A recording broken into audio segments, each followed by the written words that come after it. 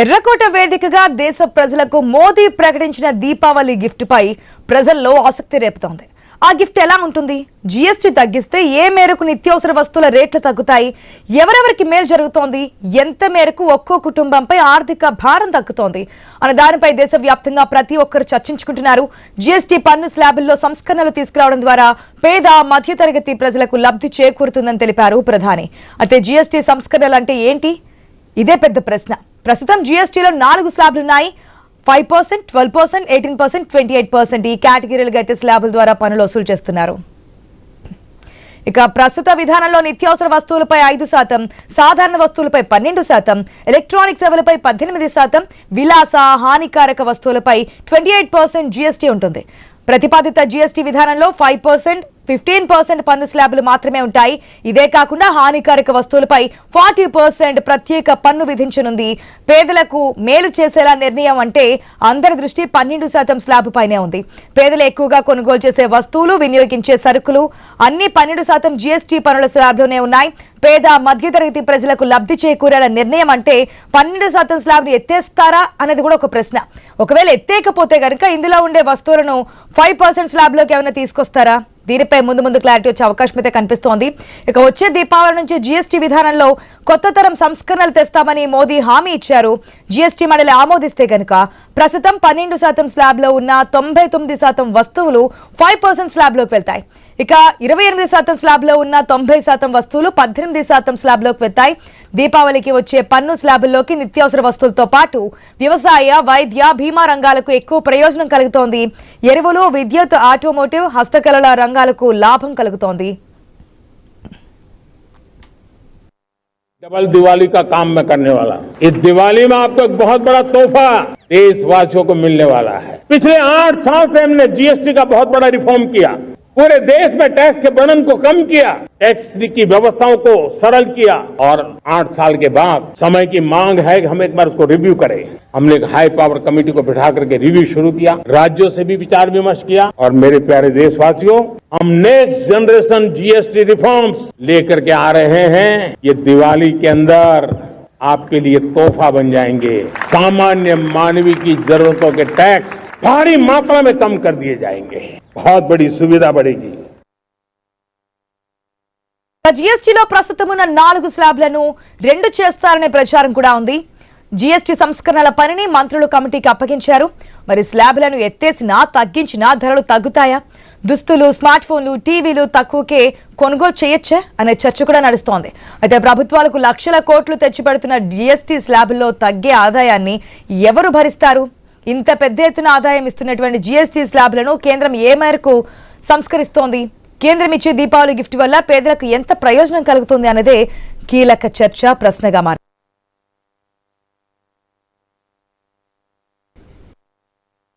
GST మనం సాధారణంగా ఏ వస్తువు కొన్నా దానిపై జీఎస్టీ అయితే మనం పే చేస్తూనే ఉంటాము. అది ఇంకా సామాన్యుడికి, మధ్యతరగతి వారికి అధిక భారం అని చెప్పొచ్చు. కానీ ఇవే ప్రభుత్వాలు నడిపించడానికి ఆదాయ వనరుగా మార్చుకుంటున్నారు. మరి ఇప్పుడు జీఎస్టీ స్లాబులు తగ్గించినా లేదంటే 2 స్లాబులకే పరిమితం చేసినా ఏ రంగాలకి లేదంటే ఏ తరగతి వారికి లాభం చేకూరుతోంది? మరి ఈ భర్తీని అంటే ఇదైతే జీఎస్టీలో వచ్చే లాస్ అనుకోవచ్చు, దీన్ని ఏ విధంగా భర్తీ చేస్తారనేది కూడా ఒక ప్రశ్న. మాట్లాడదాం. మనతో పాటు పెంటపాటి పుల్లారావు గారు ఉన్నారు, పొలిటికల్ అనలిస్ట్. అదేవిధంగా మన్నెం కోటేశ్వరరావు గారు ఉన్నారు, పొలిటికల్ అనలిస్ట్. నమస్తే అండి, welcome to the special drive. Pullarao గారు నమస్తే అండి. నమస్కారం. దీపావళికి గిఫ్ట్ అన్నారు, ఏం గిఫ్ట్ అని చెప్పి అందరూ వెయిట్ చేస్తున్నారు. జీఎస్టీలో స్లాబులు కుదింపా లేదంటే తగ్గిస్తారా? ఏ వేటికి తగ్గింపు ఉంటుంది, ఏ విధంగా ఉంటుంది అనేది ఒక అంశం చర్చించిన అంశంగా మారుతున్నటువంటి పరిస్థితి కనిపించింది. సో ఎవరెవరికి లాభం చేకూరుతుంది? ఫస్ట్ ఏ విధంగా స్లాబ్స్ ఉంటాయనుకోవచ్చు సార్? ఒకటి, ఫస్ట్ అండ్ ఫార్మోస్ట్ దాదాపు 6 సంవత్సరాలు అయిపోయింది అనుకుంటా ఈ జిఎస్టీ ఇంట్రడ్యూస్ చేశాక. 17లో సో దాదాపు 7 years అయిపోయింది, 8 years అయిపోతుంది. కానీ ఎక్కడ ప్రపంచంలో ప్రభుత్వాలు ఎంత పన్నులు కలెక్ట్ చేసామని గొప్ప చెప్పుకోవడం భారతదేశం ఒకటి. పన్నులు కలెక్ట్ చేసే వాళ్ళని హీనంగా చూస్తారు ప్రజలు, నాకు తెలీదా? ఇవాళ డొనాల్డ్ ట్రంప్ అమెరికాలో ఏం చేస్తున్నాడు? టారిఫ్స్ దేనికంటే మన ప్రపంచం మీద ట్యాక్స్ వేసినా ఇన్కమ్ ట్యాక్స్ ఎత్తేస్తా అమెరికాలో అంటున్నాడు. సెంట్రల్ సేల్స్ ట్యాక్స్ ఎత్తేస్తానంటున్నాడు. ఇన్కమ్ ట్యాక్స్ అసలు డిపార్ట్మెంట్ అక్కర్లేదంటున్నాడు. అలాంటి పరిస్థితుల్లో మనం అన్ని గవర్నమెంట్స్, కాంగ్రెస్ గవర్నమెంట్లు కూడా ఇదే గొప్పగా అనుకునేవారు, ఎంత పన్నులు కలెక్ట్ చేసావని వీళ్ళు కూడా గొప్ప చెప్పుకుంటున్నారు. ఆఖరికి ఆశ్చర్యమైన విషయం ఏంటంటే శానిటరీ నాప్కిన్స్ మీద, అలాంటి వస్తువుల మీద, మెడిసిన్స్ మీద విశేషమైన జిఎస్టీ వేసి అది గొప్ప చెప్పుకున్నారు. ఎవరైనా ఎదురెట్టలేదు. అయితే వాళ్ళు ఏమంటారంటే రాష్ట్ర ప్రభుత్వాలు అందరూ మెంబర్లుగా ఉన్నారు కదా, వాళ్ళు ఎందుకు నోరు మూసుకున్నారంట. అది కరెక్టే. ఇప్పుడు నరేంద్ర మోడీ గారు చెప్పింది నా వ్యూలో 3-4 సంవత్సరాలు ఆలస్యంగా చేస్తున్నారు. ఎందుకంటే మీరు ఎవరు లాభిస్తారు అన్నారు. దీనికి వెరీ సింపుల్ మ్యాటర్. ట్యాక్సులు, జిఎస్టీ అందరి మీద పడుతుంది. ఒక కూలోడి మీద పడుతుంది. పాపం ఆయన వెళ్ళి ఒక క్రోసెన్ టాబ్లెట్స్ కొనుక్కుంటే ఒక స్టెప్ ఎంత జిఎస్టీ పే చేస్తున్నాడో అంబానీ, అదానీ కూడా అంతే పే చేస్తారు.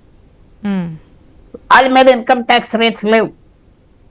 వీడు ఇన్కమ్ ట్యాక్స్ కట్టుకోవాలి. 10 లక్షలు 12 లక్షల జీతం ఉంటే సంపాదిస్తే ఇన్కమ్ ట్యాక్స్ కలెక్షన్స్ తగ్గిపోయినాయి, ఈ జిఎస్టీ కలెక్షన్స్ పెరిగిపోయాయి. అది చాలా పొరపాటు. ఆఖరికి నరేంద్ర మోడీ గారు నిద్రలు విషయాలని నేను భావిస్తున్నాను. ఎందుకంటే ఈ డబ్బంతా తీసుకున్నాడు, మనకు ఖర్చు పెట్టడానికి డబ్బులు లేదు. ఎప్పుడైతే ధరలు తగ్గుతాయో జనం ఎక్కువ సామాన్ కొనుక్కుంటారు. నేనున్నా కారు 5 లక్షల రూపాయలు కొనుక్కోలేను, అది 4 లక్షల రూపాయలు అంటే కొనుక్కుంటా. కారు కొనుక్కున్నా పెట్రోల్ పోసుకోవాలి, దానికి జిఎస్టీ ఉంటుంది కదా. ఆఖరికి గవర్నమెంట్కి లాభం వస్తుంది కదా, ఖర్చు అయ్యే కొద్ది పనులు వస్తాయి కదా.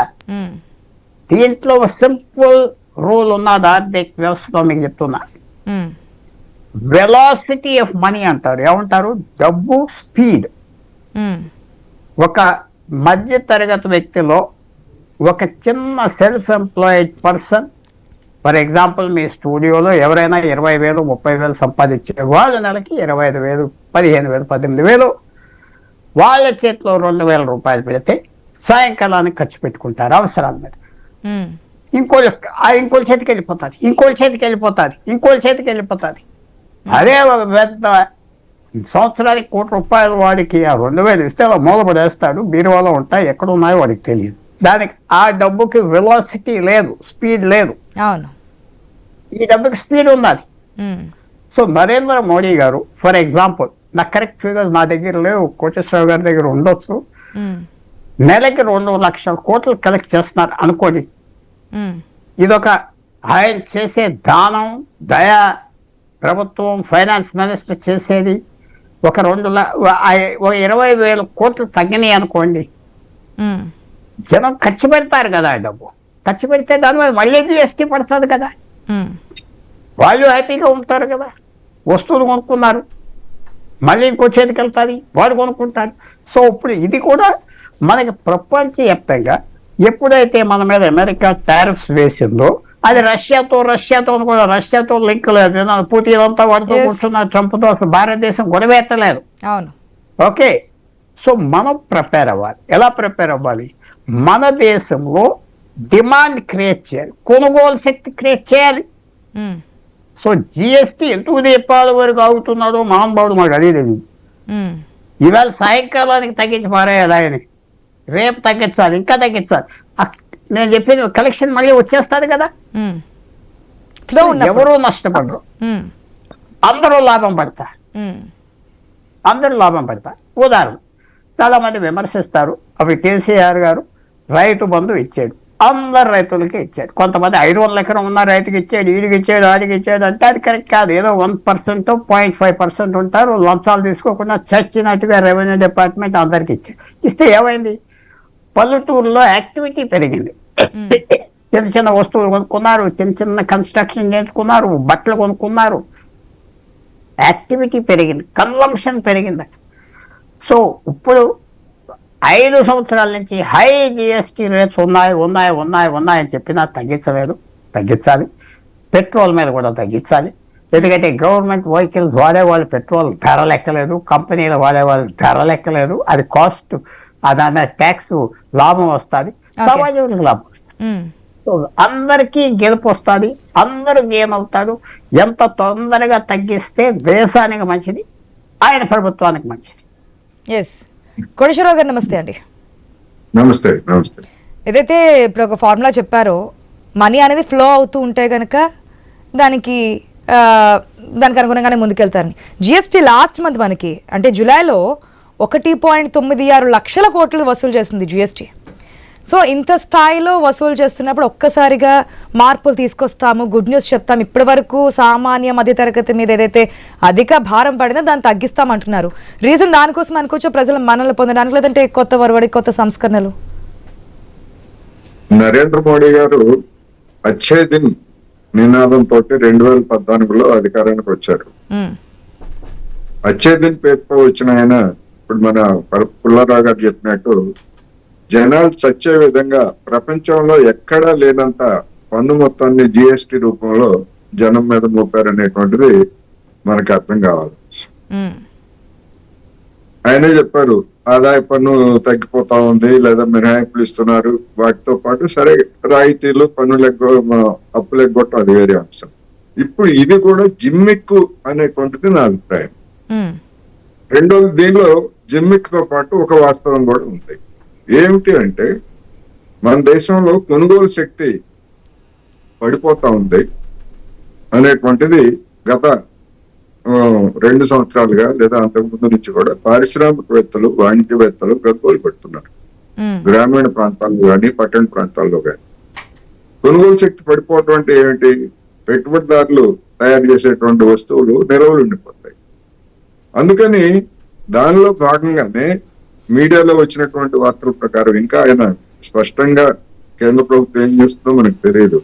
28% ఉన్నటువంటి విలాస వస్తువుల మీద 25% ఉన్నటువంటి దాన్ని 18% తగ్గిస్తారని, 12% ఉన్నటువంటి స్లాబ్ ని ఎత్తేసి 5% 18.5 చేస్తారని వచ్చింది.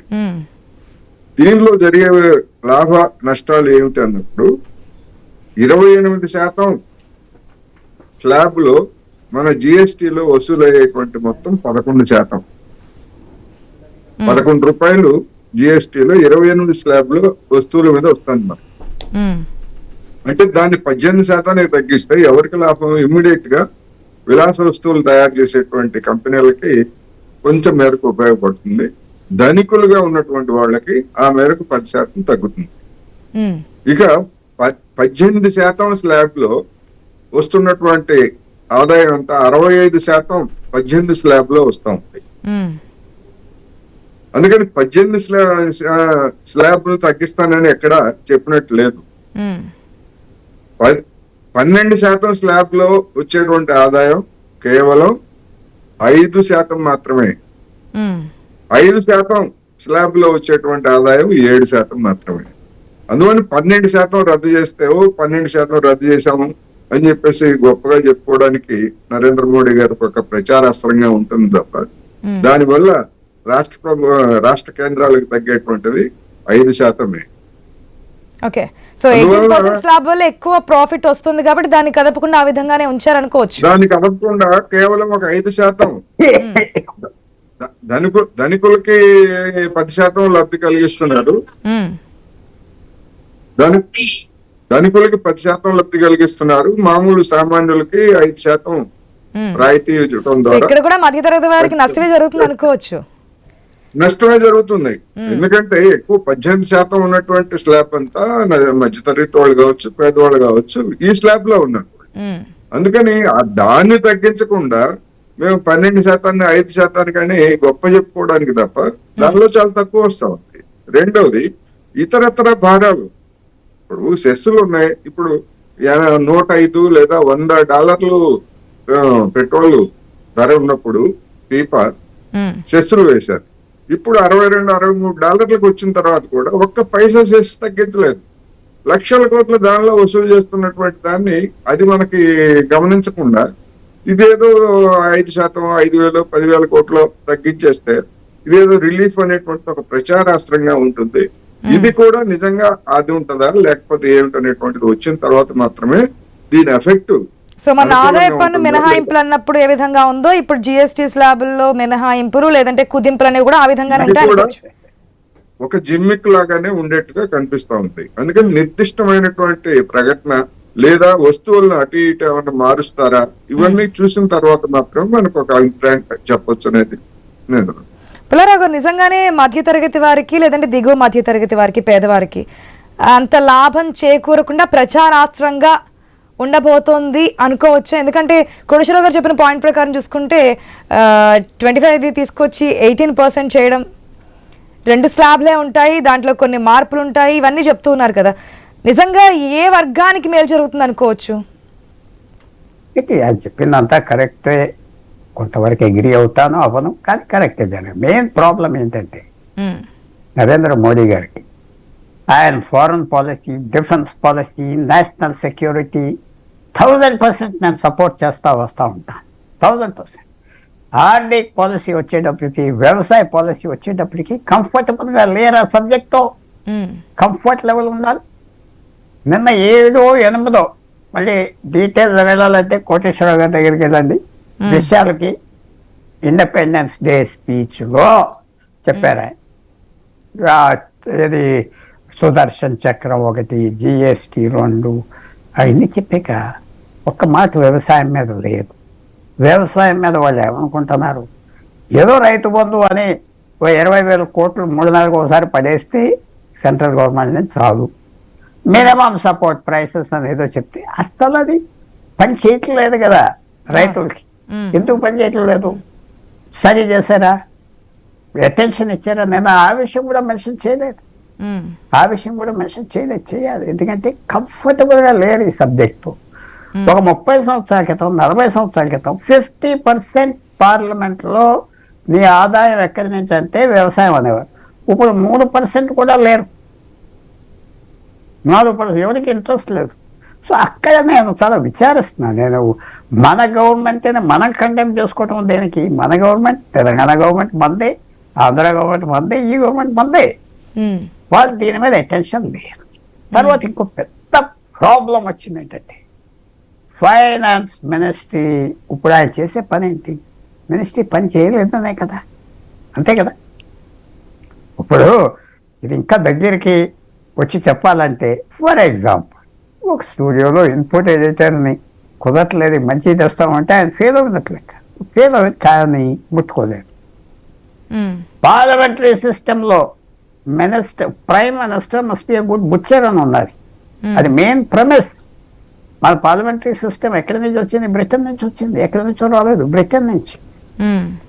అక్కడ కోసేస్తూ ఉంటారు మంత్రుల్ని, ప్రైమ్ మినిస్టర్ని. గత 10 సంవత్సరాల్లో 6 ప్రధాన మంత్రులు 5 బ్రిటన్లో ఉన్నారు. అంత చేయమని చెప్పట్లేదు. కానీ ఇవాళ GST సంవత్సరాల తర్వాత మీరు చక్కటి మాట అన్నారు. మన బడ్జెట్లో ఏదో ఇన్కమ్ ట్యాక్స్ తగ్గించేసాం, కొద్దిగా ఒక మార్జినల్గా 1,00,000 కోట్లు కలిసి వచ్చినా 10,000 కోట్లు కొంతమందికి వెళ్ళేది చాలు. ఈవేళ డొనాల్డ్ ట్రంప్ మన దేశానికి కొద్దిగా హాని చేస్తున్నాడు, కానీ ఆయన దేశానికి ఆయన మేలు చేయడానికి ఏం చేస్తున్నాడు? ఇన్కమ్ ట్యాక్స్ తీసేస్తానంటున్నాడు. అసలు ఎందుకు వెళ్ళాలి మీరు ఇన్కమ్ ట్యాక్స్? కలెక్షన్ తోనే ఏడిపిస్తున్నారు. ఇండైరెక్ట్ ట్యాక్స్ ఉంటుంది కదా, నువ్వు సభగుబ్బ కొనుక్కుంటే పెట్టుకో. నువ్వు ధనవంతుడు అయితే 5,000 రూపాయలు బఫే అమ్ముతున్నారు కదా హైదరాబాద్ 5 స్టార్ హోటల్, నువ్వు తిన్నవాడు అయితే అక్కడ 15% కట్టుకో. నువ్వు రోడ్డు మీద డాబాలో తిన్నావంటే 2% కట్టుకో, అంతే 20 రూపాయలు. సో ఆ సిస్టమ్కి అక్కడ మార్చేస్తారు. అది మంచిదంతా లేదు, బట్ అలా చేయటానికి ఆయన చేస్తాడు. దేనికి? ఆదాయం చేతిలోకి రావాలి ప్రజలు. ఆదాయం చేతిలోకి రాకుండా ప్రజలకి ఎలాగా? ఇన్కమ్ అంతా నువ్వు తీసేసుకుంటున్నావు కదా. ఒక కారు పెట్రోల్, 1 లీటర్ పెట్రోల్ పోసుకుంటే 60 రూపాయలు ట్యాక్స్ అని విన్నాను. మరి అది కరెక్ట్ గా 50 రూపాయలు 60 రూపాయలు స్టేట్ గవర్నమెంట్ మనకు వచ్చేది తక్కువే, అంటే దాని ధర తక్కువ. ఇంతకుముందు కోటేశ్వరరావు గారు చెప్పిన విధంగా పెట్రోల్ విషయానికి వస్తే సెంట్రల్ GST, స్టేట్ GST ఇవన్నీ మోపడై మనకి వరకు వచ్చేటికి 107 రూపాయలు అవుతుంది లీటర్ పెట్రోల్ కాస్ట్. పాయింట్ కూడా చెప్తాను. మీరు అడిగిన ప్రశ్నకి నేను కొద్దిగా తప్పుకుంటానని క్షమించాలి. ఏమిటంటే ఫర్ ఎగ్జాంపుల్ నన్ను చాలా మంది అడిగారు, బస్ ఫ్రీ ఏంటంటున్నారు చాలా మంది. నేను ఏం కమెంట్ చేశానంటే, బస్సు ఫ్రీ కొంతమంది, ఒక ఆడ మనిషి ఒక స్కూటర్ మీద ఎంతమంది వెళ్తున్నారు ఆంధ్రప్రదేశ్లో స్కూటర్తో? 10 లక్షల మంది ఉన్నారా, 20 లక్షల మంది ఉన్నారా? నేను ఎస్టిమేట్ చేస్తాను, అంతే కదా. ఒక పని ఇవాళ అమ్మాయి ఒక చిన్న స్కూటర్ మీద, లేకపోతే అది మినిమం మోటరైజ్డ్ వెహికల్ మీద, అలాగేం లేదా? నువ్వు బస్సులో పెట్టింది అలాగేం లేదు కదా. సో నువ్వు చేసే స్కీమ్ కూడా అందించాలి డబ్బు. అంటే కొంచెం ఆలోచించాలి. ఉమ్, ఊరికనే ఆ పాత స్కీములు ఎవరో ఇచ్చారని తీసి నీ పేర్లు మార్చుకుని లెటర్ ప్యాడ్స్ మార్చుకుని చేస్తున్నావు, అంతే కదా. అవును. అంతే కదా. So that context but Okay. Think. Um, ఆలోచన లేకుండా చేస్తున్నారు. ఎక్స్పర్ట్స్ కాదు, ఎవరు ఫైనాన్స్ మినిస్టర్, ఎవరు ఎకానమిస్ట్, ఎవరు సలహాదారులు ఇస్తున్నారు. Okay. ప్రపంచం మారిపోయింది, ఇంకా మనం అక్కడే కూర్చున్నాం. ఉమ్. కోటేశ్వరరావు గారు, చేంజ్ కావాలి. ఎస్, ఎంతవరకు మార్పు జరుగుతోంది, ఎవరికి ప్రయోజనం అనేది మాట్లాడుకుందాం. అసలు ఇంత తొందరగా అంటే ఇంత లక్షల కోట్లు వచ్చే జిఎస్టీని మేము మార్పులు చేస్తామనడానికి రీజన్ ఏమనుకుంటున్నారు? అది ఏవే విధంగా వస్తాయనేది మనం వచ్చిన తర్వాత మాట్లాడదాం, కానీ ఆలోచన రావడానికి కారణం. ఇప్పుడు రాష్ట్ర ప్రభుత్వం అంత భారీ మొత్తంలో అంతర్జాతీయంగా చమురు ధరలు తగ్గినా గానీ ఉమ్, ధరలు తగ్గించలేదు. చూడండి, 3 సంవత్సరాల నుంచి ఒక్క పైసా ధరలు తగ్గించలేదు మనకి. ఉమ్, అదే ధరలు అంటే $100 ఉన్నప్పుడు ఎంత ధర అయితే నిర్ణయించారు, ఇప్పుడు $60 ఉన్నప్పుడు కూడా అంతే ధరని వసూలు చేస్తున్నారు. ఉమ్, అప్పుడు అంతకుముందు ఏం చెప్పారు వీళ్ళే, ఈ అధికారానికి వచ్చినప్పుడు నరేంద్ర మోడీ గారు, అంతర్జాతీయ మార్కెట్ లో $1 పెరిగితే మేము మరుసటి రోజు పొద్దున్నే పెంచుతాము, $1 తగ్గితే మళ్ళా తగ్గిస్తాము అనేటువంటి ఫ్లెక్సిబుల్ విధానం ఉంటుందని చెప్పారు. ఉమ్, మరి 2022 నుంచి ఆ ఫ్లెక్సిబుల్ విధానాన్ని ఎందుకు పక్కన పెట్టేశారు? ఎవరన్నా ఎప్పుడైనా జవాబుదారీతనం ఉండేటువంటి ప్రధానమంత్రి కావచ్చు, ఎవరైనా కానీ దేశ ప్రజలకు చెప్పారా? మీరు ప్రకటించినటువంటిది లేదా మీరు అనుసరించినటువంటి విధానాన్ని మీరే పక్కన పెట్టేసి జనం జేబుల్ని గుల్ల చేస్తున్నారు. ఒక విధంగా జేబులు కొట్టేస్తున్నారు పెట్రోల్ పంపుల దగ్గర బహిరంగంగానే. అటువంటి ప్రభుత్వము ఇప్పుడు 5,000 10,000 కోట్లు తగ్గిస్తానని చెప్పేసి ఒక జిమ్మిక్, అంతకుమించి ఏముండదు. ఉమ్, 12% వచ్చేటువంటిది 5% మాత్రమే. ఇప్పుడు మీరు చెప్పిన ఇందాక 2 లక్షల కోట్ల జిఎస్టీలో 5% అంటే 10,000 కోట్లు. ఉమ్, 10,000 కోట్లే కదా తగ్గేది, 10,000 కోట్లు కాదు కదా తగ్గాల్సింది. అసలైనటువంటి 18% ఉన్నటువంటి దానిలో ఎక్కువ జనాన్ని లాగిస్తున్నారు. 99% కొనుగోళ్లు 18% లోనే ఉన్నాయి. ఎన్నో ఉన్నాయి.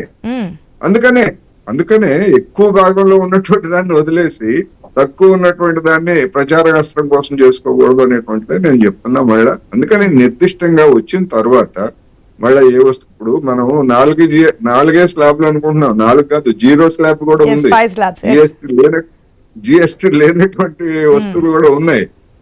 మరి వాటి మీద ఏమన్నా వేస్తారా? నామమాత్రం పేరుతోటి 5% పేరుతోటి వేశారనుకోండి, మరి అది జనం మీద భారమే కదా.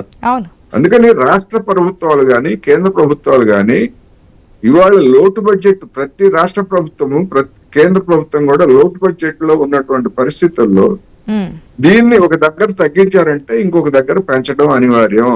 లేకపోయేట్లయితే నోట్ల ముమ్మరం, అధికంగా నోట్లు ముద్రించాల్సి వస్తుంది ఆర్బీఐ ద్వారా. ఆ అధికంగా నోట్లు ముద్రిస్తే మళ్ళీ ఆ భారం ఎవరి మీద పడుతుంది? ధరల పెరుగుదల అనేటువంటిది మన మీద, ప్రజల మీద పడుతుంది. ఆ ధరల పెరుగుదలతోనే ఇప్పుడు జిఎస్టీ వసూళ్లు పెరుగుతున్నాయి.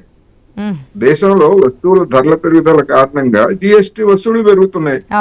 దాన్ని గొప్పగా చెప్పుకుంటున్నారు. ధరల పెరుగుదల అనేటువంటి దాన్ని కదా తగ్గించాల్సింది.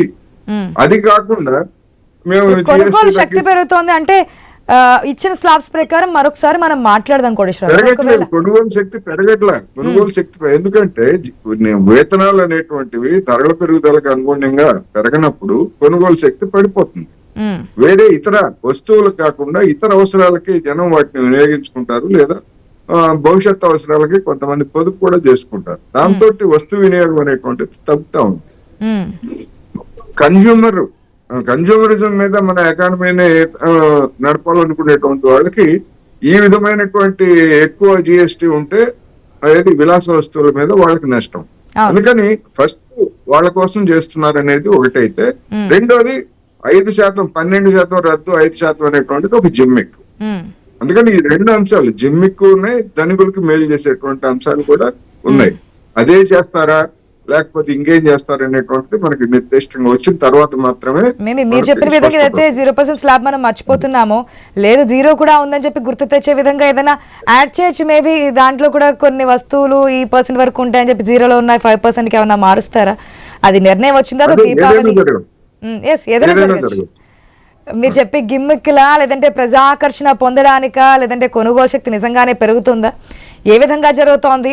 డెసిషన్ తీసుకున్నారు కాబట్టి అది ఏ విధంగా ముందుకెళ్తుంది? ఏ ఏ తరగతి వారికి మేలు చేయడానికి అధిక ప్రాధాన్యత ఇచ్చారు? మీరు చెప్పిన విధంగా వ్యవసాయానికి సంబంధించి ఏమన్నా ఇంకాస్త ముందుకు వెళ్ళే ఛాన్సెస్ ఉంటాయా? ఎందుకంటే రైతే రాజు రైతే వెన్నుముక అంటున్నటువంటి సిచ్యువేషన్లో మరి వ్యవసాయానికి కూడా ఎంత ప్రాధాన్యత ఇస్తున్నారు? ఆ వస్తువుల మీద కానీ ఎంత జిఎస్టీని తగ్గింపుకి ముందడుగు వేయబోతోంది కౌన్సిల్ అనేది కూడా మనకి ఆఫ్టర్ గిఫ్ట్ అనౌన్స్ చేసిన తర్వాత ఇంకాస్త క్లారిటీ వస్తుంది. కాబట్టి అప్పుడు కూర్చొని మళ్ళీ మాట్లాడదాం. ఏ తరగతులకి ఎంతవరకు మేలు జరిగింది, దీని వెనక అసలు రహస్యం ఏంటనేది కూడా. థ్యాంక్ యూ అండి. Thank you so much Pullarao గారు. Thank you so much Koteswararao గారు. ఇది వాటి స్పెషల్